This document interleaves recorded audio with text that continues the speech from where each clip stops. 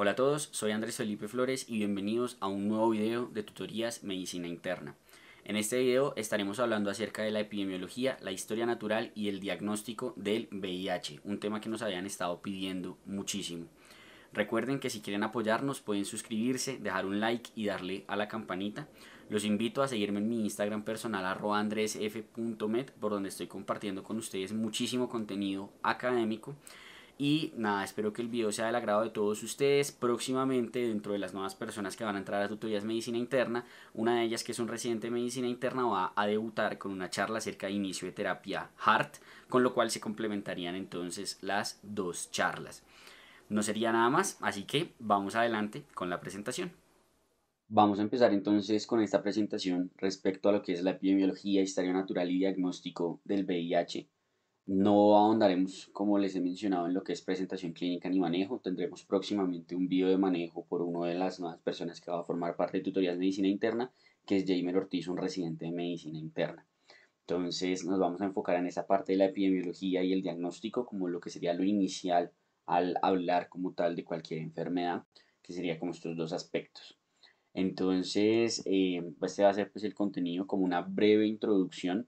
Recordar que el VIH, digamos que la historia natural del mismo, inicia en 1981 cuando surgen casos de sarcomas de Kaposi y neumocistis carini que nunca antes se habían visto y se dieron cuenta que estas poblaciones parecían que tenían un cierto grado de inmunosupresión. En 1985 ya se logra, digamos como tal, generar las pruebas moleculares para la identificación del virus causante de esta inmunosupresión celular y en 1987 ya empieza como tal la primera terapia antirretroviral que, como ustedes sabrán y como veremos en la charla, inicialmente pues era una carga altísima para los pacientes en términos de deterioro de calidad de vida, y podemos decir que el VIH se equipara con las peores pandemias de la historia, con 35 millones de muertes adjudicadas al virus, por lo menos hasta lo que era el 2019. Entonces, pues es bastante importante conocerla, saber manejarla, porque actualmente pues digamos que la cosa ya no es tan grave en términos de que los pacientes ya con los manejos actuales, sin tantos eventos adversos como los había antes, logran tener una calidad de vida y una expectativa de vida similar a la de la población en general. Por eso es importante su diagnóstico y su adecuado manejo y su identificación temprana. Entonces es un virus como tal de la familia Retroviridae del género Lentivirus. Tiene tres genes estructurales de importancia: el de la envoltura, el GAG y el de la polimerasa, el GAG haciendo parte como de las proteínas de membrana. Al ingresar a los organismos, la GP120 es la que se une como tal con las células del sistema inmune y va a ingresar a través de estos dos receptores o estas dos proteínas transmembrana que tienen las células del sistema inmune, que son el CCR5 y el CXCR4. Esto es importante porque hay algunos virus que entran exclusivamente con unión al CCR5, hay algunos medicamentos que atacan precisamente a esto, como el Maraviroc, mientras que la gran mayoría de virus lo que se hacen es ingresar por cualquiera de las dos vías. Se replica dentro de la célula hospedera a través de la acción de la transcriptasa reversa, como ocurre acá.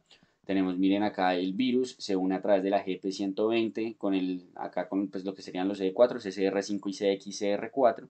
Posteriormente se une, al unirse pues libera todos sus contenidos dentro del citoplasma. Al unirse dentro del citoplasma se va pues como tal al gen, se integra en el gen a través de la transcriptasa reversa y posteriormente empieza a producir sus proteínas para generar nuevos viriones. De aquí podemos ver que hay múltiples, pues digamos, medicamentos que se utilizan, como acá los inhibidores de proteasa, acá lo que son los inhibidores de unión, acá los inhibidores del CCR5, inhibidores de fusión, lo que son los análogos no nucleósidos, los análogos nucleótidos, entre muchas otras cosas que ahondaremos en la parte del inicio de terapia HART en el video que traeremos próximamente. En cuanto al origen, pues es muy conocido que el origen es debido a una zoonosis, ¿cierto? Pues es un virus que inicia como tal en los simios, el virus de inmunodeficiencia simia o simiana, que es como el precursor en términos evolutivos del VIH, pero esto no quiere decir, digamos, que este traspaso, por así decirlo, esta mutación del virus, esta adquisición del virus hacia la población humana, necesariamente haya sido por un acto sexual, que es algo que digamos que está como muy culturizado, hay como un tabú al respecto, no sé cómo decirlo, pero es algo que pues mucha gente cree que necesariamente la razón o la transmisión del virus de los simios a los humanos fue por vía sexual, por un acto de zoofilia, lo cual no se puede comprobar, no se puede determinar. Entonces simplemente se sabe que por una estrecha relación, que puede ser por muchas formas, una estrecha relación entre los simios y entre los humanos es que hubo este traspaso. Básicamente es como ahorita, por ejemplo, con el COVID-19, que se sabe que tiene parte que de murciélago, inicialmente se creía que es serpiente, pero eso no quiere hablar de que una zoonosis necesariamente se habla a través de una zoofilia. Lo mismo ocurre acá, ¿listo? Entonces, simplemente sabemos que viene como tal de los simios, de los primates, y a través de diversas mutaciones y de relaciones estrechas entre humanos y primates es que se llega como tal a la infección de los seres humanos. En cuanto a los tipos, tenemos dos tipos de VIH, tenemos el VIH-1 y el VIH-2. En el VIH-1 tenemos tres grupos, el M, que es el main, el O, que es el outlier, y el N, que es el NO y el P. Los grupos M tienen subtipos, el subtipo C y el subtipo D. El subtipo C, que es el más común a nivel mundial, pero para nosotros Latinoamérica el subtipo D es el más común de todos. En cuanto al VIH-2, tiene una clínica más sutil, una menor progresión y se cuenta presente en África y en regiones relacionadas históricamente por términos como de conquista y demás, colonias, etcétera, como India, España, Portugal, entre otras. En términos de Latinoamérica, este definitivamente pues es el que más nos importa. En cuanto a lo que es la historia natural del VIH, pues uno lo primero que tiene que tener para el contagio del VIH, pues es un contacto en el cual se puede dar precisamente la transmisión. Una vez se da la transmisión y la infección, se puede dar la infección aguda con lo que es el síndrome retroviral agudo. Posteriormente se llega a la infección crónica, que es donde empieza a haber un estado de inmunodepresión que va evolucionando progresivamente hasta que finalmente se puede llegar al estadio SIDA. Mensaje clave si todavía no lo saben, SIDA no es lo mismo que VIH. VIH es el virus que causa la enfermedad de inmunodeficiencia adquirida, ¿cierto? Pero el síndrome de inmunodeficiencia adquirida es un estadio final de la infección por el VIH, como veremos al final que hablemos de clasificación. Entre infección aguda e infección crónica, en general entre contacto de infección aguda tenemos que tener en cuenta los factores de riesgo y aquí hay un subgrupo específico de pacientes que se llaman los controladores élites, que son pacientes que a pesar de que se infectan de VIH, ellos solitos con su carga con su cuerpo, por así decirlo, con su sistema inmune, logran tener cargas virales indetectables. Entonces, pues digamos que eso es algo de interés en términos de investigación, el conocer por qué estos pacientes hacen esto, si es que tienen mutaciones en CCR5, tienen mutaciones en la CXCR4, que parece que es lo que se ha visto, razón por la cual son que pena con ustedes, tienen este tipo de, son controladores pues élites y logran cargas virales indetectables sin necesidad de ningún tipo de terapia antirretroviral. En cuanto a la epidemiología global, tenemos que en el 2016 había 36,7 millones de personas infectadas y un diagnóstico de 1,8 millones de personas diagnosticadas como tal en ese año. Ha venido desde el 2010 al 2016 y desde el 2016 en adelante también se ha perpetuado, digamos, esta tendencia a una disminución de la incidencia, lo cual pues es bastante importante. África subsahariana tiene tres cuartos de los infectados del mundo. Esto es pues de gran importancia para este continente porque pues digamos que es una gran cantidad de población en donde hay tasas de prevalencia en países incluso superiores al 25%, más de un cuarto de la población en algunos países de África subsahariana tienen el virus de inmunodeficiencia humana. Entonces pues es bastante importante tener esto en consideración y nosotros, América Latina, somos la segunda región con mayor prevalencia de VIH conforme a los datos del UNAIDS, que es como el programa de la ONU, que es el que se encarga de toda la parte de manejo, diagnóstico, epidemiología del VIH. El UNAIDS dice que más o menos el 53% de la población no tiene per se un factor de riesgo. Tenemos un 3% de la población infectada que son trabajadoras sexuales, un 9% de la población infectada que son personas que se inyectan con drogas, un 18% de la población infectada que son hombres que tienen sexo con hombres, un 1% de la población infectada que son transgénero y un 19% de la población infectada que son clientes de trabajadores sexuales o digamos, parejas sexuales de poblaciones especiales. Entonces, pues aquí podemos ver gran parte de lo que son los factores de riesgo, de lo cual ya vamos a hablar ahorita más adelante, pero hombres que tienen sexo con hombres tienen mayor riesgo, trabajadoras sexuales tienen mayor riesgo, personas que se inyectan tienen mayor riesgo. Entonces es importante tener esto en consideración, no para nada de estigmatización, no para nada de discriminación, sino evidentemente pues para ser más activos, por así decirlo, en la búsqueda diagnóstica en este subgrupo de pacientes, aunque como se dan cuenta la mitad no tiene ningún factor de riesgo e igual se infectaron del VIH. En cuanto a la epidemiología mundial, esto sale de un artículo del Lancet del 2018, en donde nos dice que en Norteamérica la prevalencia es del 0,5%. En Sudamérica, como les dije, en Latinoamérica es la segunda región con mayor prevalencia, 0,51%. Lo que es Europa, países nórdicos, Groenlandia son quizás los que más están avanzados en el manejo del VIH, son los que están más cerca de llegar a lo que son las metas 90-90-90. Solo hay un país, si mal no recuerdo, en Europa que lo ha logrado, que es Suiza o Suecia, es alguno de esos dos. Eh, pero digamos que las metas 90-90-90 estaban estipuladas para 2020, o sea, ya estamos más allá de esas metas, que básicamente, como vamos a ver ahorita, consistía en tener 90% de personas diagnosticadas, 90% de personas con terapia HART, 90% de personas con carga viral indetectable. Actualmente esas metas se han modificado, lo cual veremos en la charla que nos va a dar Jamer más adelante, al 95-95-95, si mal no recuerdo, para el año 2027. Evidentemente estas metas 90-90-90 pues no se han cumplido casi que en ninguna parte del mundo, pero pues ese era el objetivo. En África tenemos una prevalencia general del 7% y en lo que es toda la parte oriental del mundo, toda la parte de Rusia, India, Asia, todos los países asiáticos, había un aumento en la prevalencia del 60%. Esto es preocupante porque, digamos, mientras que casi todos los lugares del mundo van en una disminución en la incidencia y prevalencia, la parte oriental del mundo parece ir en ascendencia, lo cual pues es preocupante.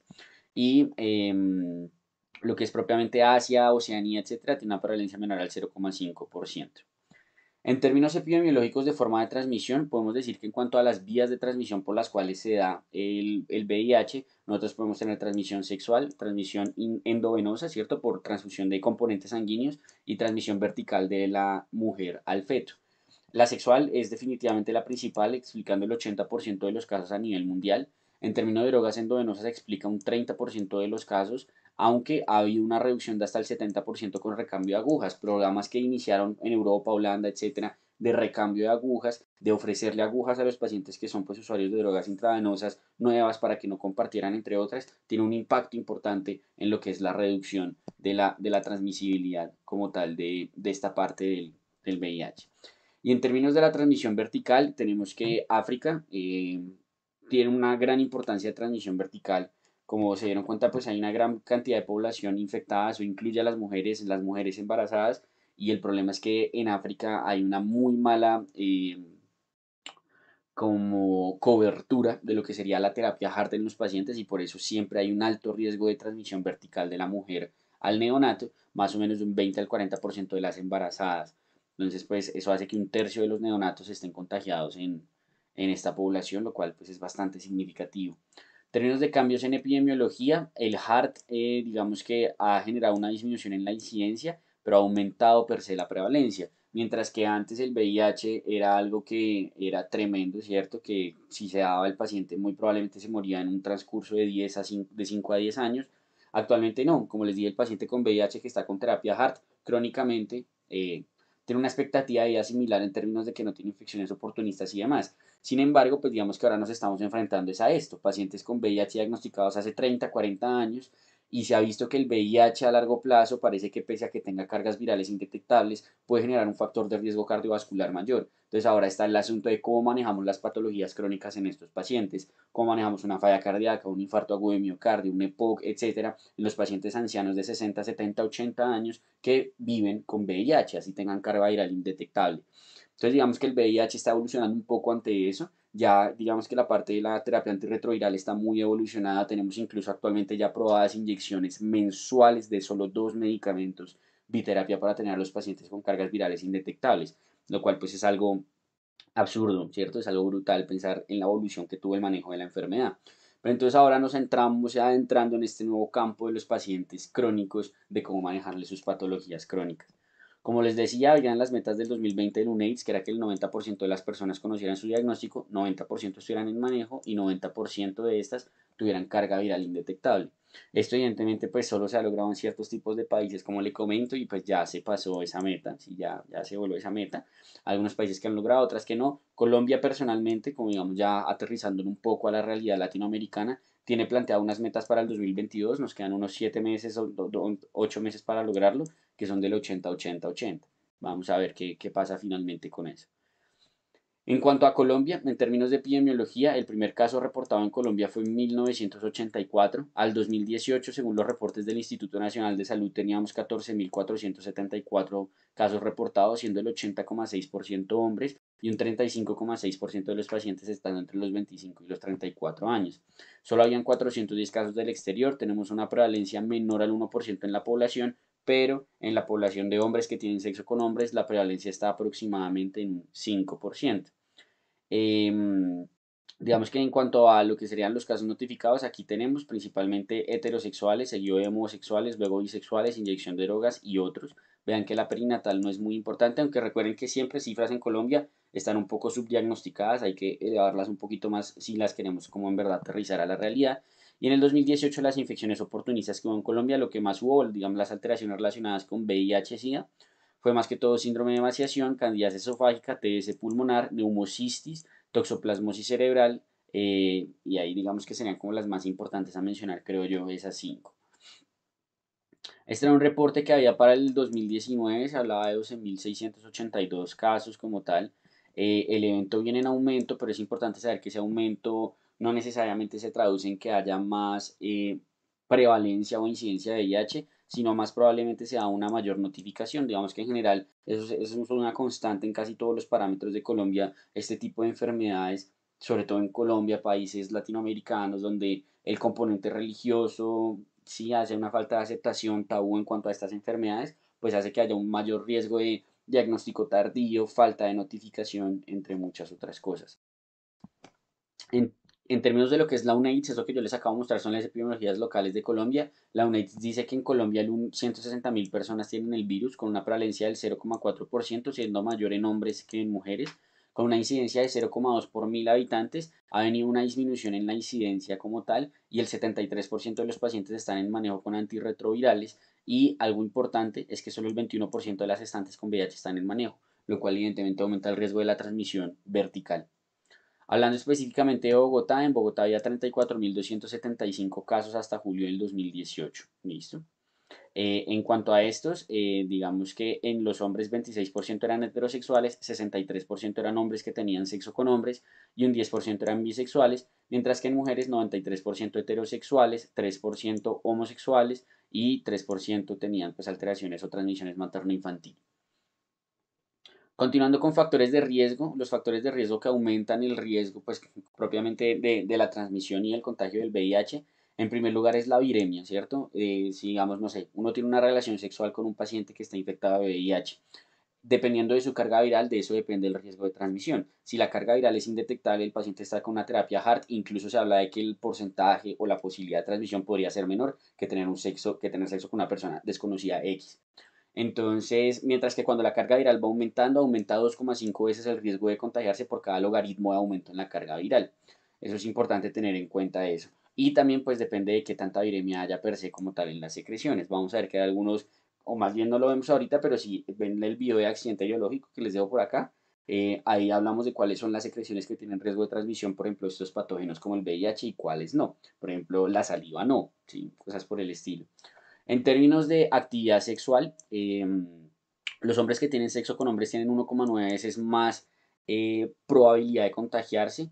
Es mayor la probabilidad, digamos, del que tiene como tal la recepción en el coito, la recepción anal, y evidentemente aumenta la posibilidad con un mayor número de encuentros. ¿Por qué los hombres que tienen sexo con hombres tienen mayor posibilidad de transmisión? Como les dije, no es algo para estigmatización, no es algo para discriminación, es simplemente algo biológico.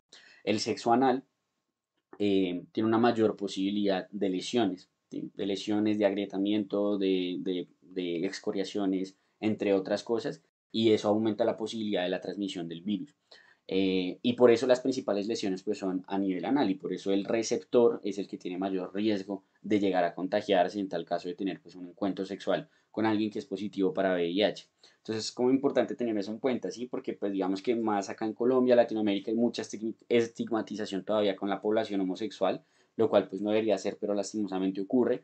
Y pues digamos que hay mucha mentalidad de que entonces el VIH es la enfermedad de los homosexuales, cosas por el estilo, y solo es por eso, pero no se habla de por qué el sustento biológico de eso. Digamos que el riesgo, la verdad, no es ser homosexual, ¿sí? El riesgo, la verdad, simplemente es tener sexo anal, lo cual también aplicaría para la población heterosexual.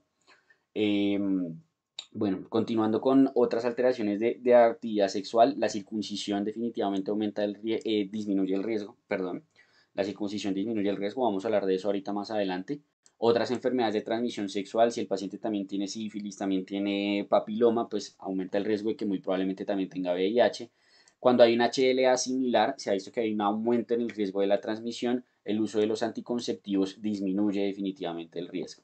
En términos de sangre, pues la transfusión, evidentemente, especialmente, pues digamos al inicio, cuando ya está eh, no sé cómo decirlo, como negación, entre comillas, de que existía el VIH cuando recién empezó la pandemia del mismo y no probaban la sangre de transfusión y hubo un montón de gente que se contagió por transfusiones sanguíneas. Entonces, pues y lo otro, pues son los accidentes laborales. Como les expliqué en mi accidente biológico, la verdad, la transmisión del VIH por un accidente laboral es algo excepcional, es algo muy, muy, muy raro de ver.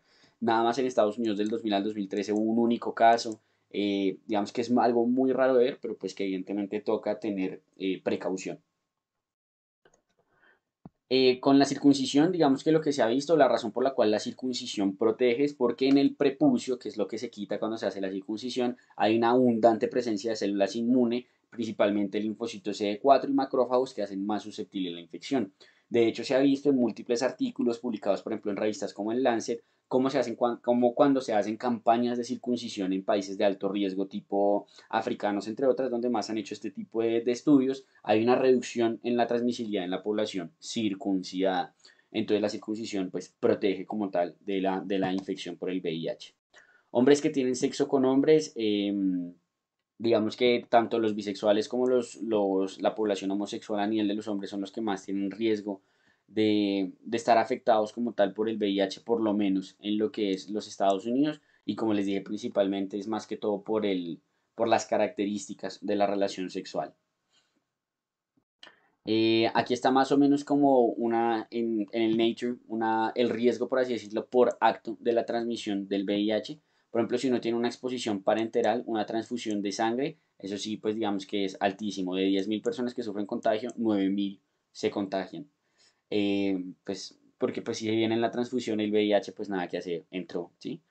En cuanto a usuarios de drogas intravenosas, de 10.000 solo 63 se van a infectar. En cuanto a pacientes que tienen un accidente, por ejemplo, no sé, una punción, solo 23 de los 10.000 se van a infectar.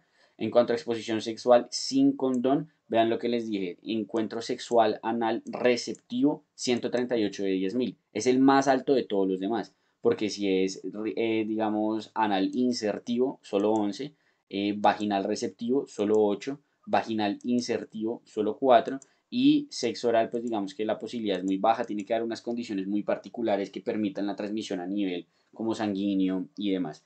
Y en términos de transmisión vertical de 10.000 son 2.260 los neonatos que pueden surgir. Obviamente esto es pues hablando de una fuente infectada con VIH que tenga carga viral como tal detectable. ¿Cómo podemos entonces hacer la prevención en esta población? Podemos hacer profilaxis post-exposición, muy importante, la explicamos toda en nuestro video de accidente biológico. Profilaxis pre-exposición, que cada vez tiene, digamos, como más auge en lo que son, por ejemplo, las parejas sexuales de los pacientes que son VIH positivo con carga viral indetectable. Digamos que es algo bastante útil, ha demostrado que disminuye con per se la transmisión. Lo que es el test and treat, que tiene una evidencia controversial, que básicamente es hacer la prueba y tratar de una vez. Y el uso del condón definitivamente es algo muy útil, disminuye el riesgo en más del 80%, 6,7% de transmisión versus 0,9%. La circuncisión, cada vez más, digamos, una reducción del 50 al 60% de transmisión. Parece ser que el principal beneficio más que para los hombres es para la mujer, aunque como les digo en estos estudios tipo Lancet sí se demostró beneficio también para los hombres. Estrategias estatales como educación, programas de drogas intravenosas, como lo que les decía de darles las jeringas a los pacientes y demás. ¿Qué cosas no tiene evidencia? Manejar otras vacunas, manejar otras ETS. En cuanto a la vacuna, pues yo creo que eso es a futuro, que se va a lograr obtener la vacuna del VIH. El problema del VIH es que es un virus que muta demasiado y por eso no se le ha podido crear la vacuna, pero pues muy seguramente en algún momento se logrará y será pues el cambio como tal en el manejo de esta enfermedad.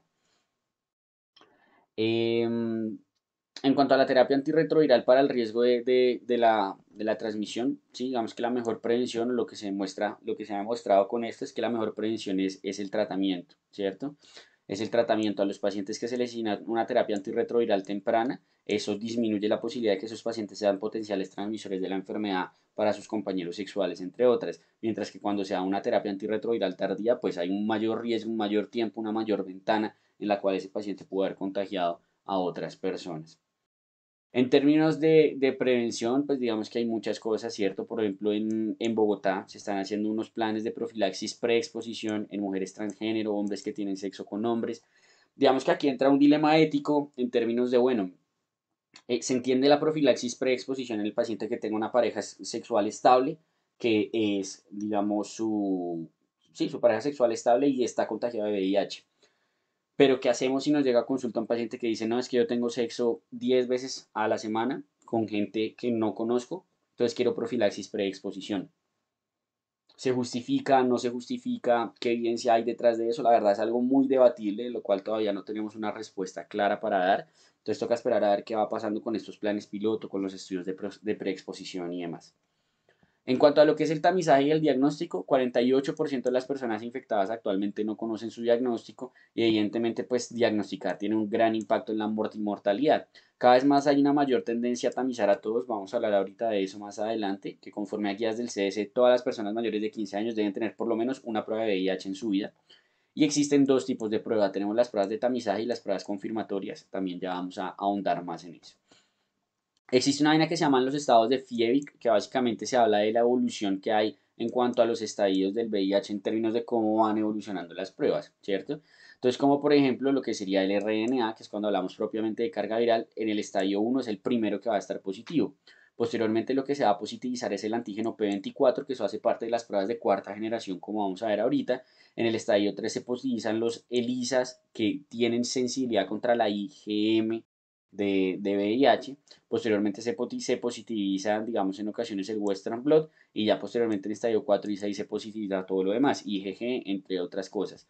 Y aquí habla más o menos de la duración en días en promedio. A los 5 días, digamos que ya se puede ver la carga viral, 5.3 días más adelante, o sea, hacia los 10 días ya se puede ver el antígeno P24, hacia los 3.2 días más adelante, 13, 14 días ya podríamos tener la sensibilidad de ELISA que pruebe el IgM y ya hacia los 20 días es que tenemos la sensibilidad del Western Blot. Por eso cada vez más se trata de hacer uso de estas pruebas que requieren menor tiempo de duración para poder hacer el diagnóstico per se de la enfermedad. Aquí tenemos más o menos lo que les decía, tiempo de infección hasta la terapia, hasta el día 10. Muchas veces ni siquiera hay nada que lo pueda como tal determinar. Aquí podemos tener el síndrome retroviral agudo y posteriormente ya desde el día 10 podemos tener lo que sería la identificación de las pruebas moleculares de carga viral. Posteriormente hacia el día 14 podemos tener lo que es la detección del antígeno, que son las pruebas de cuarta generación, y desde el día 15-20 es que ya podemos empezar a funcionar con pruebas de tercera generación, que son las que miden IgM, segunda generación, que son las que miden IgG, Western Blot, entre otras. Entonces, ¿cuáles van a ser las pruebas de tamizaje? Las pruebas de tamizaje tenemos pruebas que solo miden antígenos, ¿cierto? Que son la ELISA y las pruebas rápidas, que tienen una sensibilidad cercana al 100% en la infección crónica.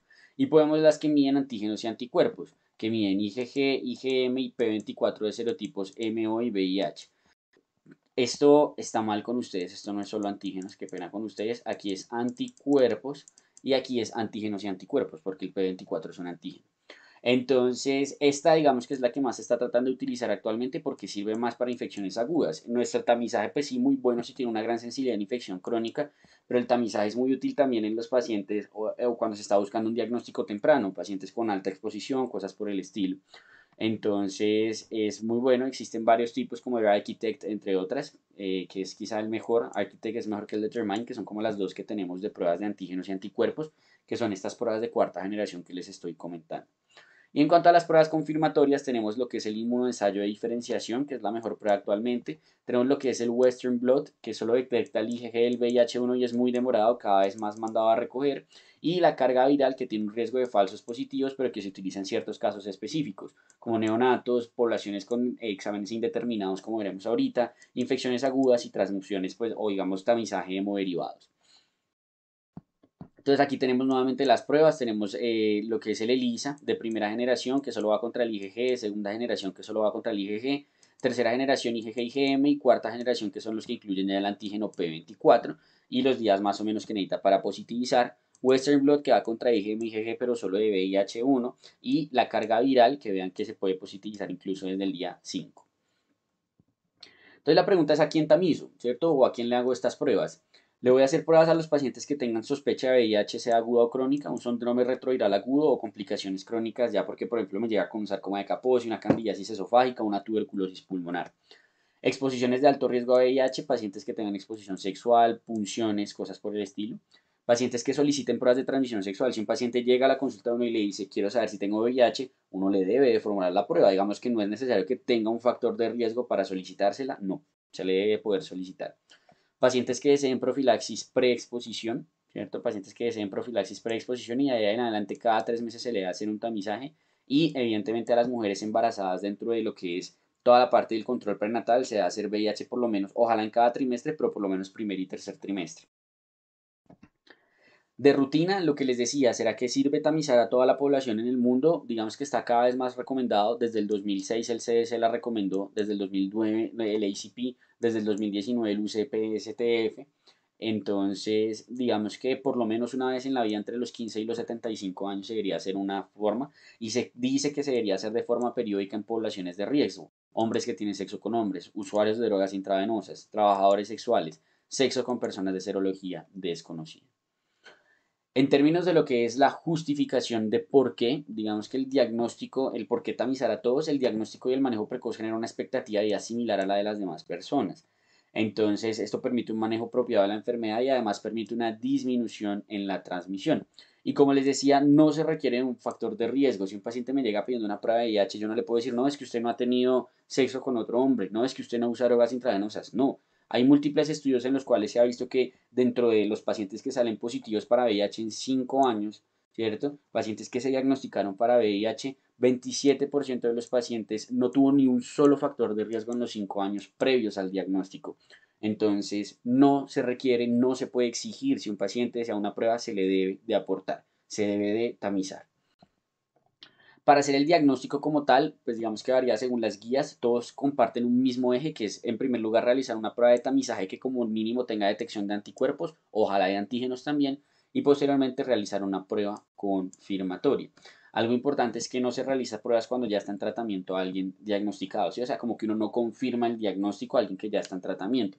Porque qué tal que negativice qué se hace con ese paciente. ¿Sí? Digamos que pondría más dudas que respuestas, lo mejor es continuar el manejo, asumir que una primera prueba positiva es positiva, pues si se hace la confirmatoria. Entonces eso es importante tenerlo en cuenta. Hablemos inicialmente de las guías del CDC, que es lo que nos proponen. Las guías del CDC lo que nos dicen es que deberíamos utilizar en primer lugar una prueba de cuarta generación, que es la que mide, como hemos mencionado, el antígeno P24. En segundo lugar, deberíamos tener lo que es el inmunoensayo de anticuerpos VIH1 y VIH2, ¿cierto? Que básicamente es como un ELISA, por así decirlo.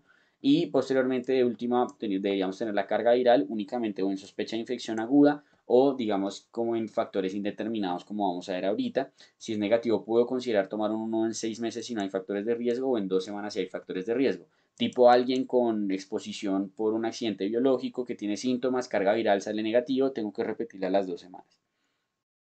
Entonces, más o menos este es como el algoritmo que nos propone el CDC, ¿cierto? Que nos dice, a primero le va a hacer una prueba de cuarta generación. Si la prueba de cuarta generación es negativa, listo. No. Si la prueba de cuarta generación es positiva, le vamos a hacer el ELISA. Y si la prueba de cuarta generación, pues digamos el ELISA es positivo, el paciente tiene VIH. Si el ELISA es indeterminado, lo que le hacemos es una carga viral. Y si la carga viral sale positiva, el paciente está infectado. Si la carga viral sale negativa, pues no está infectado. Y ya, digamos que es un poco más sencillo la interpretación del CDC porque es muy fácil, es positivo, negativo o indeterminado. Positivo, tamizaje positivo, confirmatoria positiva. Negativo, tamizaje negativo. Indeterminado es la prueba de tamizaje positiva, pero la confirmatoria negativa, en donde lo que tenemos que hacer, como les mencioné usualmente, es la carga viral o hacer por lo menos una segunda prueba confirmatoria. En cuanto a la guía de práctica clínica colombiana, se dice que el ELISA o prueba rápida de tercera o cuarta generación se utilizan en primer lugar, en segundo lugar alguna de las de primera que no se haya realizado y en tercer lugar el Western blot o la carga viral.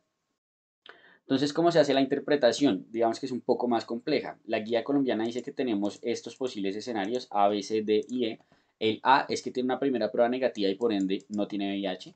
El B es que tiene una primera y segunda prueba positivas y por ende tiene diagnóstico de VIH. El C es que tiene una primera prueba positiva, una segunda prueba negativa y por ende se le hace un Western blot o una carga viral y si este sale positivo, tiene diagnóstico de VIH. El D es el que tiene una primera prueba positiva, una segunda prueba negativa, un Western blot indeterminado y una carga viral entre 50 y 50.000 copias. Este paciente es el que se determina o el que se clasifica como indeterminado y el E es el que tiene una primera prueba positiva, segunda prueba negativa y un Western blot negativo o menos de 50 copias. Este paciente no tiene VIH, fue un falso negativo esa primera prueba. Listo, importante tener eso en consideración. Más o menos este es el algoritmo de la guía. Uno coge un paciente, le hace su primera prueba, que sería una prueba de tamizaje que puede ser de tercera o cuarta generación. No se exige que sea de cuarta generación acá en Colombia, como si lo exige el CDC. Si el resultado es negativo, listo, no tiene VIH. Si el resultado es positivo, se hace una segunda prueba. ¿Qué se hace en esta segunda prueba? Lo que se hace es hacer otra prueba que sea de tercera o cuarta generación, pero lo importante y el mensaje clave es que debe ser una prueba diferente. ¿Listo? No puedo confirmar con la misma prueba, tiene que ser una prueba diferente. Si el resultado es positivo, ese paciente tiene VIH. Si el resultado es negativo, entonces estoy en un estado como no concluyente y lo que se recomienda en este estado no concluyente es hacer una tercera prueba donde se puede hacer o carga viral o Western blot. También se puede considerar inmunoensayo convencional prueba rápida, pero aquí lo ideal sería hacer una carga viral. Si sale positivo, entendiendo esto como una carga viral mayor a 5000 copias, o un Western blot positivo o un ELISA positivo, ese paciente tiene VIH. Si la tercera prueba es indeterminado o no concluyente, copias entre 5 y 5000, Western blot indeterminado, lo que hacemos es reiniciar el algoritmo, ¿cierto? En un mes. Y si sale negativo definitivamente, carga viral menor a 50, Western blot negativo, todo negativo, ese paciente no tiene VIH. ¿Quién tiene la razón? ¿Cuál deberíamos hacer? ¿Deberíamos utilizar la del CDC? ¿Deberíamos utilizar la de la guía de práctica clínica? La de la CDC dice que es más útil utilizar obligatoriamente una de cuarta generación porque detecta más casos agudos y no nos toca hacer hasta que llegue indeterminado y hacer en otro mes el diagnóstico y demorarnos un mes en iniciar manejo. Em, pues digamos que hablan de que las pruebas rápidas menores a la cuarta generación puede tener un 8% de falsos positivos y ellos están en contra del uso del Western blot. Si se dieron cuenta no los utiliza mientras que nosotros sí, porque solo detecta la IgG del VIH1. Mientras que la guía de práctica clínica sustenta que digamos que la mejoría en el diagnóstico no ha tenido una significancia estadística al utilizar pruebas de cuarta generación, aunque esto es con estudios antiguos, no muy bien hechos. En mi opinión, personalmente, yo creo que esto sería lo ideal. O sea, si yo en algún momento me quisiera hacer un tamizaje de VIH, ojalá que fuera una prueba de cuarta generación. Y digamos, la justificación del uso del Western blot es que la circulación del VIH2 y el serotipo O es muy baja, por lo cual el Western blot, pues digamos que sería útil para confirmar los casos. Sin embargo, nuevamente, en mi opinión, lo mejor es ante una segunda prueba negativa con primera prueba positiva hacer una carga viral. Continuando entonces con los falsos negativos, las razones por las cuales puede dar falsos negativos puede ser por un error biológico, por ejemplo que el paciente está en cero conversión, que tiene una cepa de VIH diferente que no la coge esa prueba, como por ejemplo lo que hablábamos de que solo se mide VIH1, o digamos factores inhibidores en el espécimen que hacen que salga negativo como tal el resultado. Puede ser por error humano o puede ser por error ya de manufactura. Y en cuanto a falsos positivos, puede ser por error biológico, antígenos que hagan reacción cruzada, proteínas contaminantes, puede ser por error humano nuevamente o por error de manufactura. En cuanto a un resultado indeterminado, ¿cierto? Que es lo que hablábamos de un tamizaje positivo con confirmación negativa, las posibilidades por las cuales uno puede tener este resultado indeterminado es porque, por ejemplo, si fue cuarta generación solo se detectó el P24, pero estamos en un periodo en la evolución de la enfermedad en la cual todavía no se van a detectar los anticuerpos y por eso los anticuerpos salen negativos. También puede ser por lo mismo muy agudo y que el Western blot no sea negativo, que pueda ser una infección por un VIH que no detecta el Western blot, o evidentemente pues puede ser un falso negativo, ¿cierto? Si quedamos con determinado como tal ya al final. Eh, ya una vez uno diagnostica el VIH, lo último de lo cual vamos a hablar es de su clasificación. Cuando clasificamos el VIH tenemos dos clasificaciones, el CS y la OMS. El CS que es netamente para clínico según el conteo de CD4 y la OMS que es clínica y para clínica. Entonces el CS nos dice que el estadio 0 es cuando estoy entre 180 días de estado indeterminado después de una prueba positiva, entonces todavía no, digamos que no tiene per se el diagnóstico, está indeterminado, está como entre sí y no tiene VIH. El estadio 1 es cuando el paciente tiene un conteo de CD4 mayor a 500 con más del 26% de los casos. El estadio 2 es entre 200 y 500, que es 14 al 25% de los casos. Y el estadio 3, o lo que conocemos como estadio SIDA conforme al CDC, es menor a 200 en el 14% de los casos. Importante, si yo tengo un paciente que me debuta con, no sé, 120 CD4, yo le inicio terapia hard y el paciente eleva los CD4, usualmente lo que se recomienda es que se mantenga el diagnóstico de estadio 3. O sea, uno siempre pone cuando aborda a un paciente con VIH en seguimiento en cuánto están sus CD4 y en cuánto está su carga viral. pero digamos que el hecho de que los CD4 suban no quiere decir que lo veamos en estadio 1. Él fue estadio 3 y lo que se recomienda es dejarlo como tal. Hay algunos que no están de acuerdo con esto, digamos que no está del todo claro. Y no conocido, pues cuando no se tiene CD4. Y la OMS, como les dije, es tanto para clínica como clínica. Entonces ellos hablan, digamos, de la inmunodeficiencia en leve, moderada y severa en términos del conteo de CD4, ¿cierto? En términos del conteo de CD4, en términos de porcentaje, perdón, de CD4. Esta casi no se usa. Mi recomendación es que no es necesario aprendérsela, uno utiliza un estadio CS tal y un estadio OMS clínico así, básicamente. Entonces hay una infección primaria, que es asintomática o síndrome retroviral agudo. Tenemos el estadio 1, que es el paciente que es asintomático o tiene linfadenopatía persistente generalizada. Tenemos el estadio 2, que es el paciente que tiene una pérdida de peso menor al 10% no explicada, es decir, que se adjudica al virus, infecciones del tracto respiratorio superior recurrentes o que tienen algunos tipos de infecciones como herpes, queilitis, aftas, pápulas, dermatitis seborreicas y onicomicosis. El estadio 3 es cuando son condiciones que pueden ser diagnosticadas por clínico para clínicos simples, entonces pérdida mayor al 10% no explicada, diarrea crónica o fiebre de más de un mes, candidiasis oral, leucoplasia oral vellosa, tuberculosis, infecciones bacterianas severas, estomatitis, gingivitis o periodontitis necrotizante. O, por ejemplo, pacientes que requieren una prueba confirmatoria como pancitopenia o alguna citopenia de más de un mes. Recuerden que el VIH puede generar citopenias por C y puede generar también un fallo medular per se. Y lo que es el estadio 4, que básicamente tenemos lo que es el síndrome de desgaste del VIH, tenemos neumocistis, neumonías recurrentes, herpes simples, candidiasis esofágica, TBC extrapulmonar, sarcoma de Kaposi, toxoplasmosis cerebral y encefalopatía por VIH. Y tenemos el estadio 4 que requieren pruebas confirmatorias como cripto extrapulmonar, micobacterias no tuberculosas, leucoencefalopatía multifocal progresiva, candidiasis traqueal, bronquial o pulmonar, Cryptosporidius, isosporiasis, herpes visceral, citomegalovirus, micosis diseminadas, salmonelas notifis recurrentes, linfomas u otros tumores sólidos relacionados con la inmunosupresión, carcinomas cervicales, leishmaniasis diseminadas o nefropatías o cardiomiopatías por VIH. Estas dos pruebas del estadio, estas dos, digamos, relaciones del estadio 4, ¿cierto? Esto y esto son lo que se conocen como enfermedades definitorias de SIDA. Es decir, uno puede tener SIDA o por un conteo de CD4 menor a 200 o porque tiene alguna de estas enfermedades. Si uno tiene alguna de esas enfermedades, son enfermedades definitorias de SIDA. Esto era entonces pues lo que tenía para compartir con ustedes de la parte de manejo de VIH, de epidemiología, diagnóstico, clasificación como una introducción al VIH. Espero que les haya gustado. Déjenme en los comentarios cualquier duda que tengan y nos vemos en un próximo video.